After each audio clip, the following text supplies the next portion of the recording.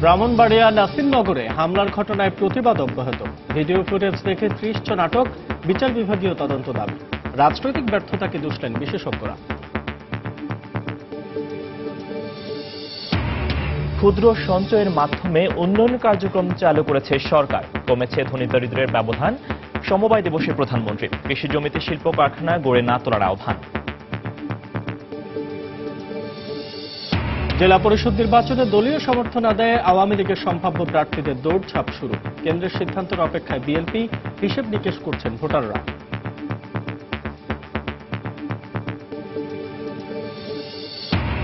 যুক্তরাষ্ট্রের নির্বাচনে ডোনাল্ড ট্রাম্পকে সমর্থন দিচ্ছেন মধ্যম আয়ের নাগরিকরা। উচ্চবিত্তদের সমর্থন হিলারির প্রতি জনমত জরিপে হাড্ডাহাড্ডি লড়াইয়ের আভাস।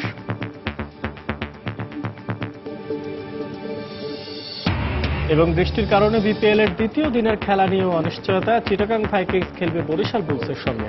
সাকিবের ঢাকা ডায়নামাইটসের প্রতিপক্ষ মাশরাফির কুমিল্লা ভিক্টোরিয়ান্স।